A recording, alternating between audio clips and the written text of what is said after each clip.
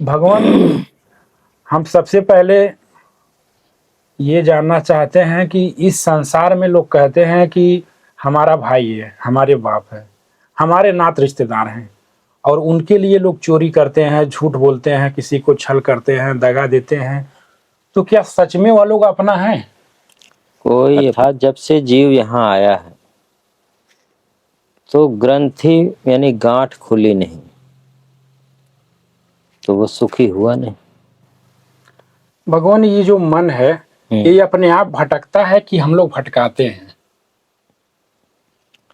भगवान, बहुत से ऐसे दर्शक हैं जी जो कहते हैं कि हमारे पास पैसा है, धन है, सारी सुविधाएं हैं, फिर भी शांति नहीं है। तो प्रभु, शांति कैसे आए मन में?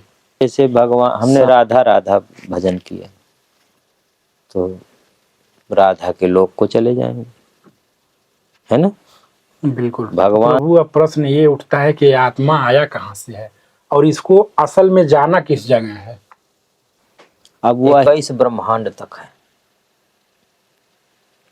तो वहां तक भवसागर है, वहां तक कोई भी सुखी नहीं बनेंगे। एक नास्तिक होता है, नास्तिक का मतलब जो देवी देवताओं को, ईश्वर को, भगवान को, गुरु को, किसी को नहीं मानता, किसी को नहीं मानता है, तो उसे नास्तिक कहा जाता है।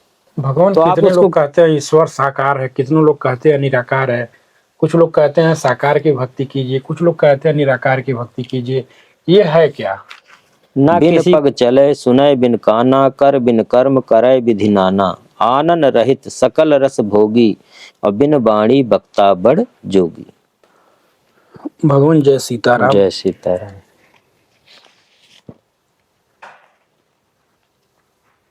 जय सीताराम। भगवान, दोस्तों, आप लोग महाराज जी का परिचय तो जानते होंगे। कितना वीडियो हमारे YouTube चैनल पर भगवान का पड़ चुका है, और जो दर्शक हैं वो कई बार हमसे कह चुके, फ़ोन करके, मैसेज करके, कमेंट करके कि महाराज जी का लंबा सत्संग लीजिए, महाराज जी से और कुछ गूढ़ रहस्यों पर बात किया जाए। तो महाराज जी, सबसे पहले सभी दर्शकों की तरफ से आपके चरणों में पुनः बारंबार प्रणाम, आशीर्वाद।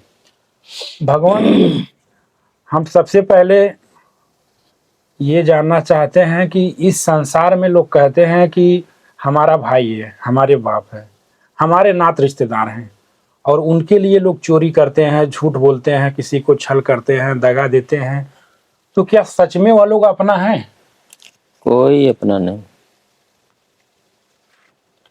ये सब कर्म से न हो गए हैं।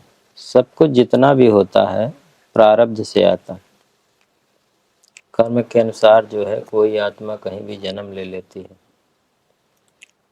फिर अब माया का जो है सब चक्कर है, तो इसीलिए माया है, मोह है, काम है, क्रोध है, लोभ है, अहंकार है, ये सब जीव को बंधन में डालने वाले।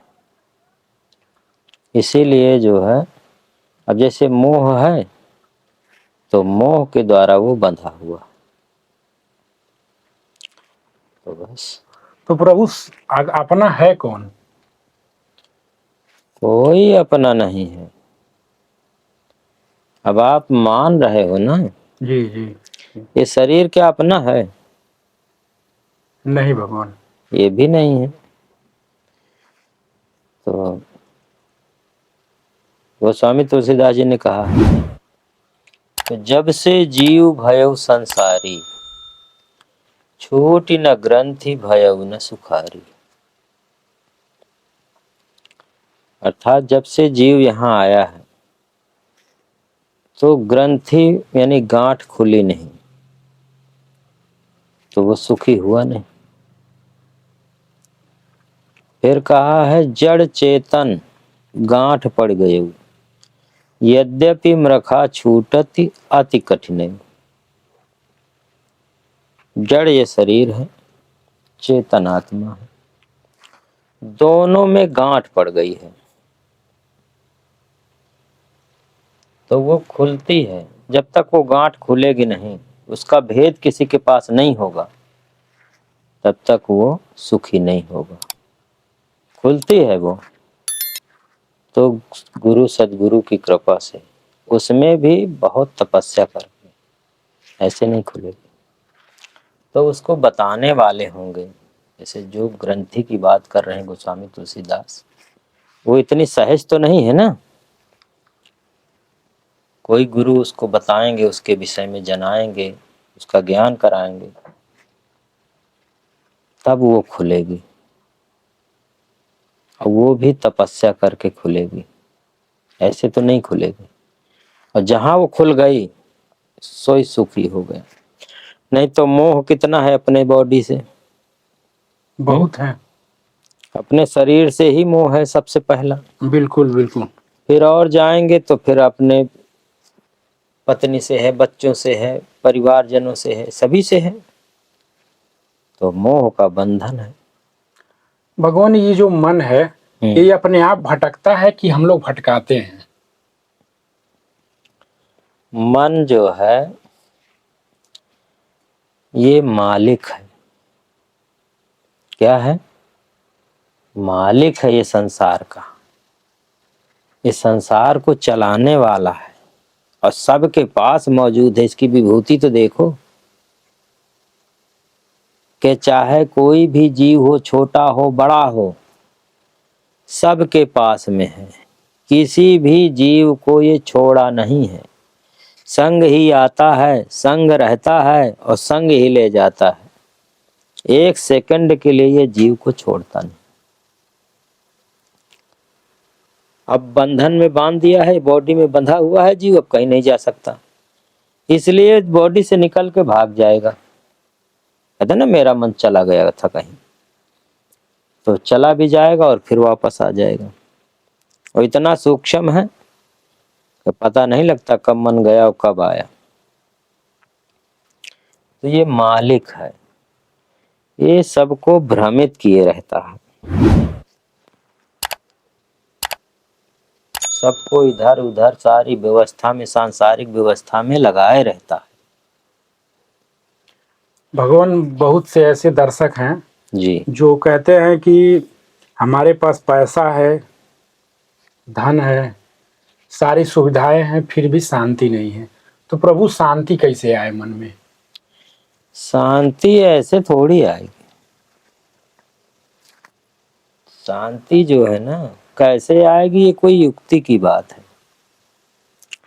गुरु की कृपा से। अब बात ये है ना कि आप, पहली बात तो आप अपने स्वरूप को भूल गए, अपने स्वरूप को ही नहीं जानते कि आप कौन हो। इस बॉडी का नाम न रख दिए हैं माता पिता,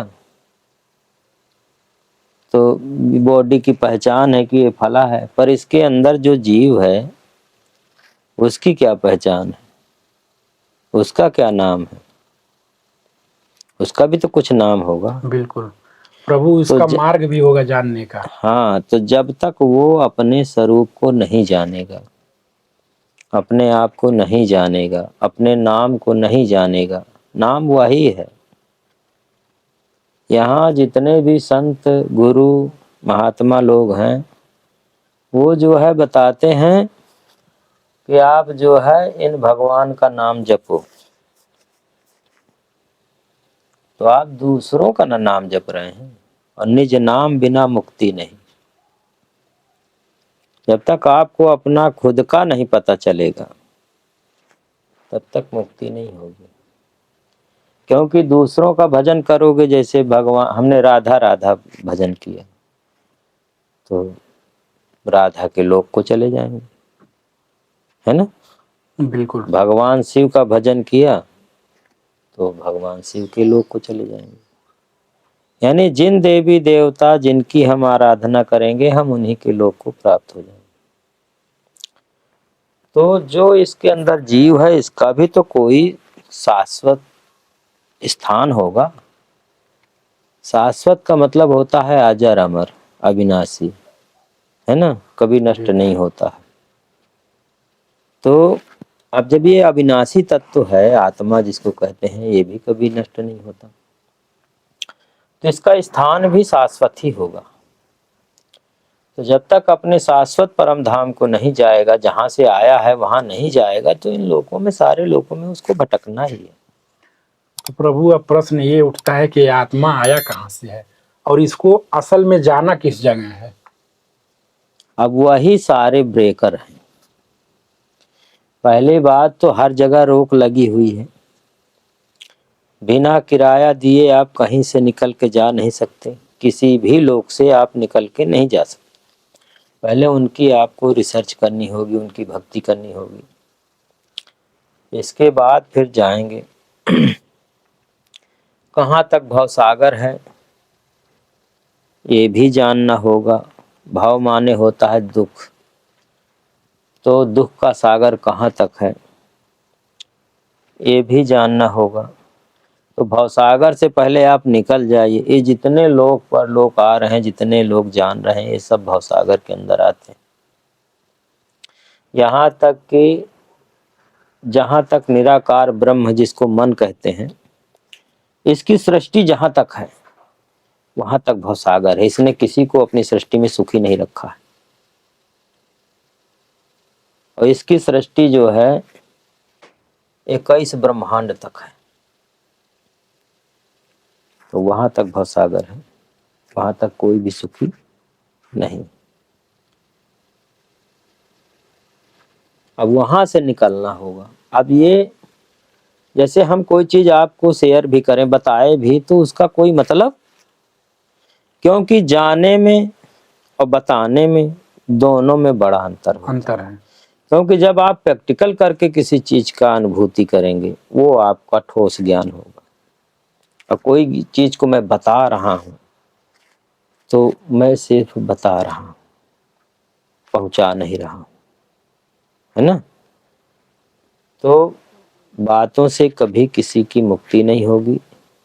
कथा भागवत सुनकर के कभी किसी की मुक्ति मोक्ष नहीं होगा, समझ गए। उसे तपस्या करना होगा, तपोबल अर्जित करना होगा। लेकिन कथा भागवत सुन के ही आदमी सदमार्ग पे आता है। सदमार्ग पे इसलिए आ रहा है कि आपके अंदर से ही तो भाव आ रहा है। बिल्कुल, अपने कल्याण की बात अपने अंदर से आ रही है। दूसरा आपके अंदर से कोई बात ना आए और दूसरा कितना भी आपको कहे, क्या आप मानेंगे। एक नास्तिक होता है, नास्तिक का मतलब जो देवी देवताओं को, ईश्वर को, भगवान को, गुरु को, किसी को नहीं मानता, किसी को नहीं मानता है, तो उसे नास्तिक कहा जाता है। तो आप उसको कितना भी समझाइए, कितना भी कथा भागवत कहिए, क्या वो अब आपकी बात समझ में आएगी उसकी? और उसके अंदर से भाव आ जाएगा तो तुरंत समझ में आ जाएगा। आस्था उसके अंदर से प्रकट हो जाएगी। तो सबसे पहले आस्था अंदर से निकलती है। और किसी तीर्थ में, किसी संत के पास, गुरु के पास जाती है, इसके बाद वो लौट करके वापस आती है और फिर ले जाती है, पीछे से लेके जाती है। तो आस्था होनी चाहिए, भाव होना चाहिए। तो भाव कहाँ से आ रहा है? मेरे अंदर से।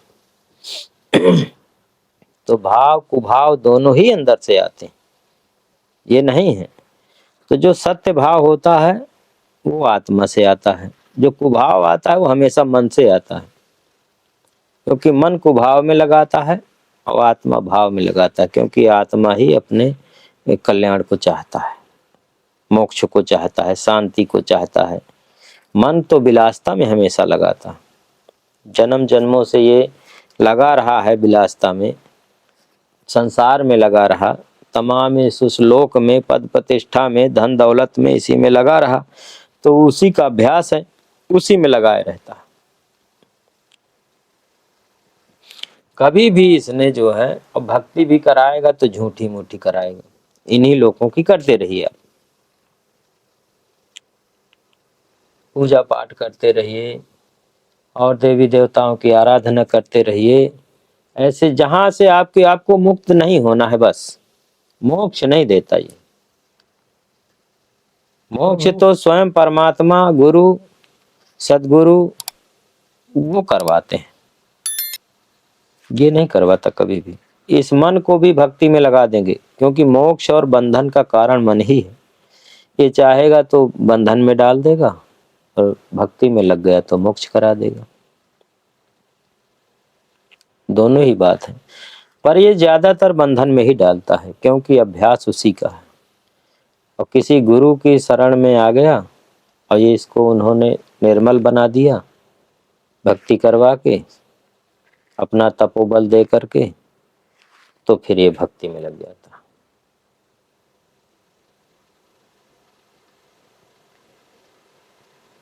भगवान कितने लोग कहते हैं ईश्वर साकार है, कितने लोग कहते हैं निराकार है, कुछ लोग कहते हैं साकार की भक्ति कीजिए, कुछ लोग कहते हैं निराकार की भक्ति कीजिए।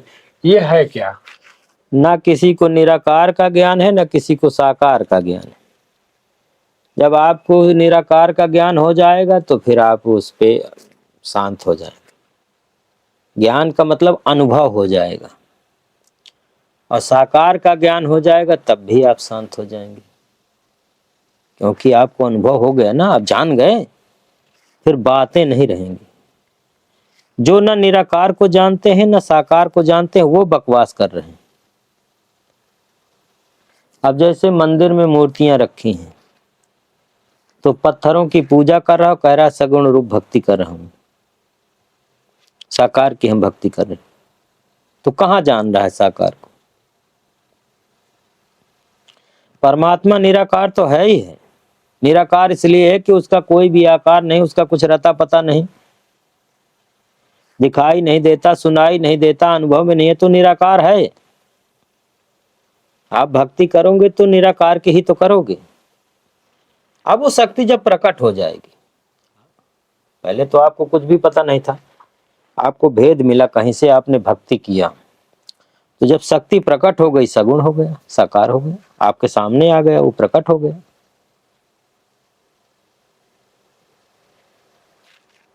तो परमात्मा का जो शरीर है वो दिव्य है, दिव्य बॉडी है। कोई ये ऐसी नहीं है, हाड़ मांस वाली बॉडी नहीं होती है, उनकी दिव्य बॉडी है।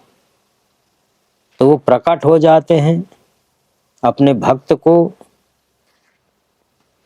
सायुज्य भक्ति प्रदान करते हैं, उसके सारे संकट दूर हो जाते हैं, महा आनंद में वह जीव आ जाता है, जीवात्मा आ जाती है, और संसार के सब प्रकार के भ्रम खत्म हो जाते हैं।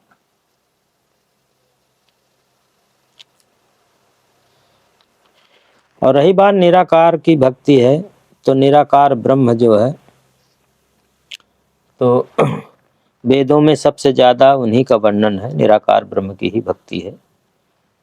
तो वो निराकार है, उसकी जो है, तो निराकार की आप भक्ति कर रहे हैं, तो भले वो दिखाई नहीं देता है, तो कुछ तो आप जब उसकी भक्ति करें तो कुछ तो आपके सामने होगा, कुछ तो अनुभव होगा आपको उसका।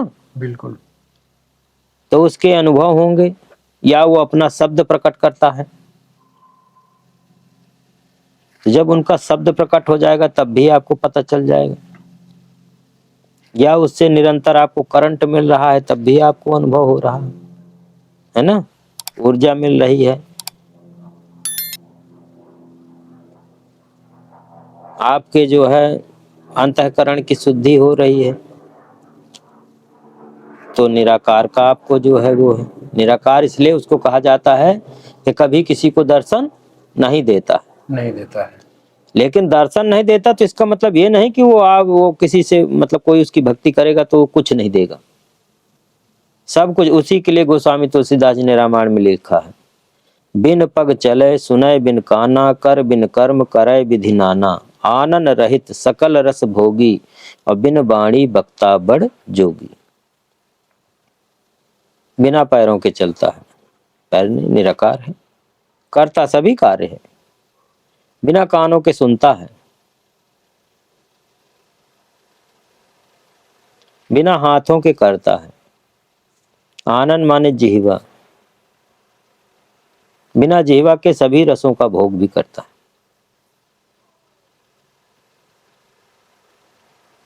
बिना वाणी के बोलता है।